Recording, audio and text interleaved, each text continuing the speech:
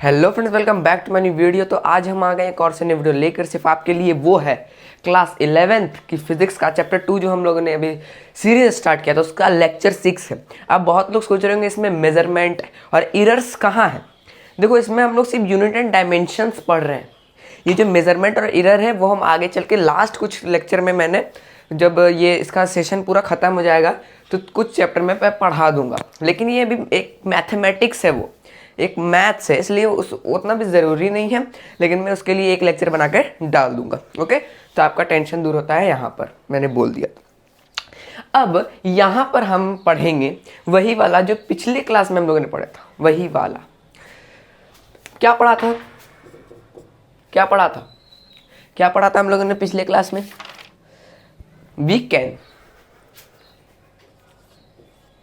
Can find the dimensional formula of unknown physical quantity। क्या पढ़ा था? unknown physical quantity, unknown physical quantity। वो तो हम लोगों ने देख लिया था। कोई भी unknown physical quantity हो तो हम उसे क्या कहेंगे? Dimension formula. हम लोगों ने उसमें क्या समझा था? अगर कोई भी दो फिजिकल क्वांटिटी या दो से ज़्यादा अगर जुड़ रही है या घट रही है, तो उसका सेम डायमेंशन फॉर्मूला होगा। हम लोगों ने समझा था। तो उसी को क्या कहते हैं? उसी को कहते हैं प्रिंसिपल ऑफ होमोजेनिटी। क्या कहते हैं? Principle of homogeneity.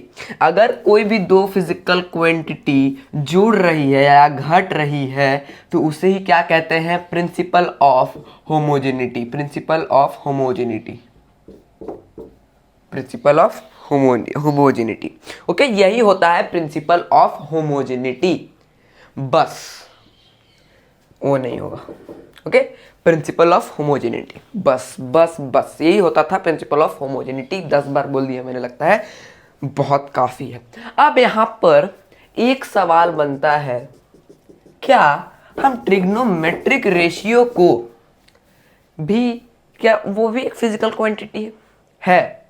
लेकिन वो डायमेंशनलेस है। क्या है? डायमेंशनलेस है। कैसे? क्योंकि ऑल, यहां पर आप लिख सकते हो all trigonometric ratio are dimensionless because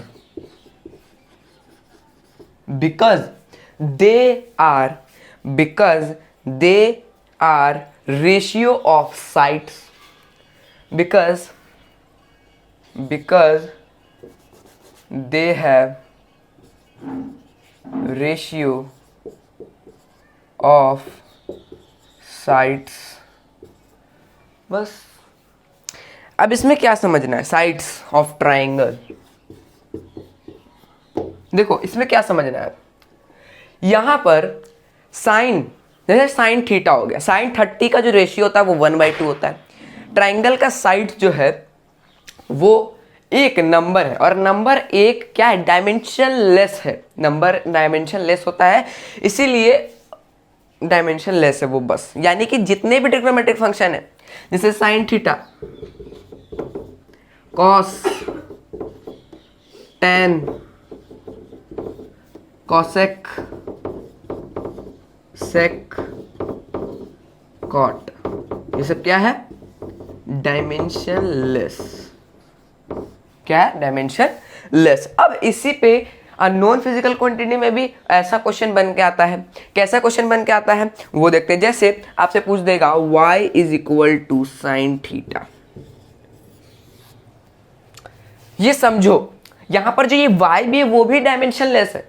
dimensionless ये भी एक नंबर है, और जो नंबर होता है वो डायमेंशनलेस होता है, और वहां से वो नेग्लेक्ट हो जाता है, हट जाता है। तो इसे हम सिर्फ साइन थीटा लिखेंगे।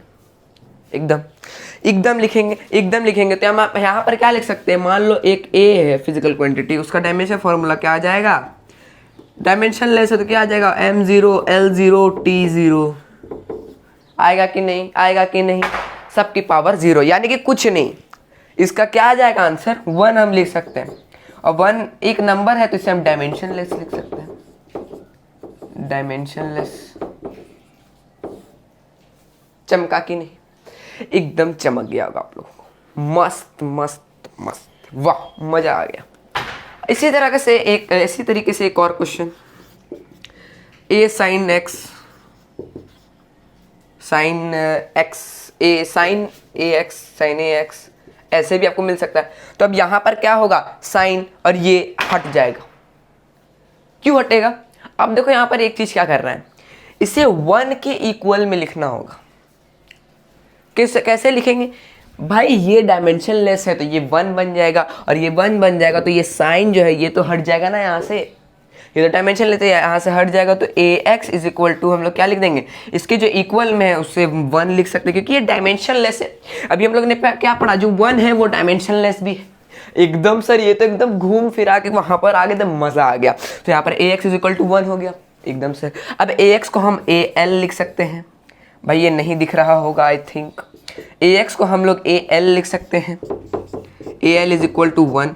अब a is equal to 1/l, अगर l ऊपर जाएगा तो यहाँ पर हमारा जो आंसर निकल के आएगा ना, ये दिख रहा है कि नहीं आप लोगों को, नहीं दिख रहा, ये 1/l है यहाँ पर, ठीक है, ये ऐसे लिख देता हूँ मैं, ये 1/l अगर ऊपर जाएगा इसकी पावर -1 आ जाएगी, l -1, ये हो जाएगा इसका आंसर। बस बस बस कुछ इस तरीके से कोई भी फिजिकल क्वांटिटी का आप आंसर निकाल सकते हो। इसी तरीके से और क्वेश्चन करते हैं।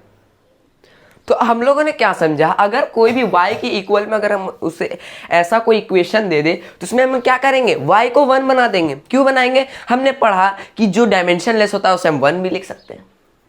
हाँ सर, y के इक्वल कर देंगे, y की जगह 1 लिख देंगे, तो 1 इसलिए लिखेंगे, फिर से बोलो y की जगह 1 इसलिए लिखेंगे क्योंकि वो डायमेंशनलेस है, क्योंकि वो डायमेंशनलेस है। ओके, तो इसी तरीके से और कोई क्वेश्चन भी मिल सकता है, जैसे आपको मिल सकता है साइन ax ही नहीं, साइन a t भी मिल सकता है। इसे कैसे बनाएंगे, इसे भी उसी तरीके से बनाएंगे, साइन यहाँ से हट जाएगा, क्यों हटेगा कि सर डायमेंशनलेस है, और इसे इक्वल में जो डायमेंशनलेस है उसे हम 1 बना के लिखेंगे एकदम। तो यहाँ पर हम लोग क्या लिखेंगे, at इज इक्वल टू 1 लिख सकते हैं, एकदम चमका के नहीं, बहुत ही बढ़िया। अब a is equal to 1/t लिख देंगे, कैपिटल T बन जाएगा, उसका जो डायमेंशन होता है t का, वो टाइम t होता है कैपिटल T। अब a इज इक्वल टू क्या हो जाएगा, t -1 हो जाएगा, एक्सपोनेंट वाला आप लोगों ने पढ़ा होगा फॉर्मूलाज। ओके, बहुत ही बढ़िया, कुछ इस तरीके से।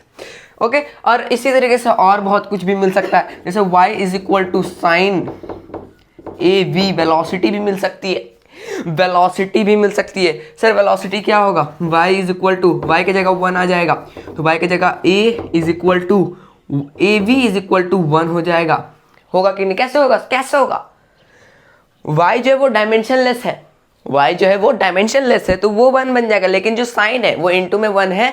तो अब ऐसे भी लॉजिकल सोचा, ऐसा होगा नहीं, लॉजिकल मतलब ट्रिक के हिसाब से कि साइन जो है वो डायमेंशनलेस है, 1 बन के से इंटू होता है, तो किसी में 1 इंटू होता है तो वो वही रह जाता है वह।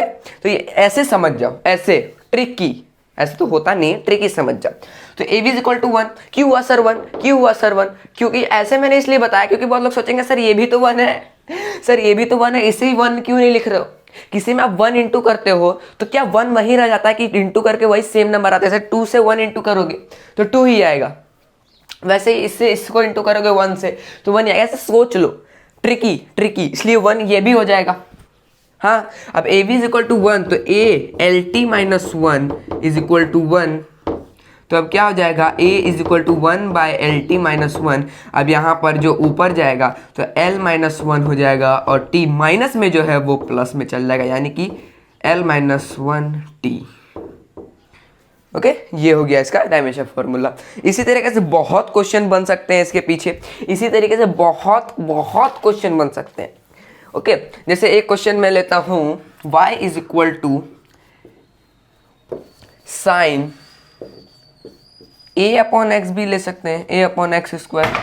क्या कोई दिक्कत है, कोई दिक्कत नहीं है, वही चीज करना है। 1 है, ट्रिक याद रखो, ये 1 है, 1 इसमें इंटू हुआ, 1 इसमें इंटू हुआ, गायब।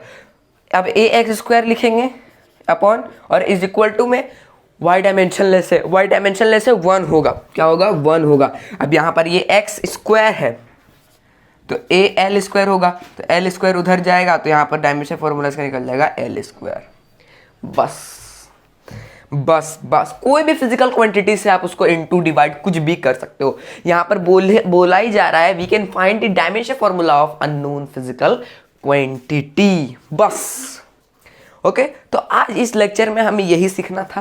तो इसमें कोई भी चीज आ जाए, जैसे log x आपका आ गया, sin x, ऐसे ऐसे जितने भी आएंगे e की पावर x, ये सब जितना भी है ये सब क्या है, एक डायमेंशनलेस क्वांटिटी है, डायमेंशनलेस क्वांटिटी है।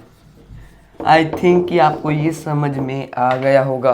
ओके, तो ये था ट्रिग्नोमेट्री के बारे में, ये लेक्चर में इतना ही था। तो अगले लेक्चर में हम लोग क्या पढ़ेंगे वो है relation between two physical quantity.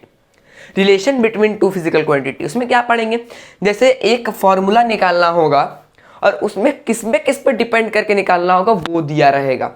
Okay, तो इस तरीके से हम लोग तीसरा डायमेंशनल एनालिसिस जो लास्ट है वो पढ़ेंगे, और उसके बाद जो 8th लेक्चर रहेगा वो इस चैप्टर का लास्ट लेक्चर रहेगा। तो ये चैप्टर आई थिंक कि 8th लेक्चर तक रहेगा, खत्म हो जाएगा। बहुत छोटा सा चैप्टर था और डीपली हम लोगों ने जेईई मेंस तक के क्वेश्चन पढ़े हैं। 7th लेक्चर में हम लोग पढ़ेंगे जेईई मेंस का क्वेश्चन बनाएंगे, relation between two physical quantity. तो वीडियो पसंद आए तो लाइक कर देना, सब्सक्राइब कर देना। आज के लिए इतना ही, तब तक के लिए बाय बाय।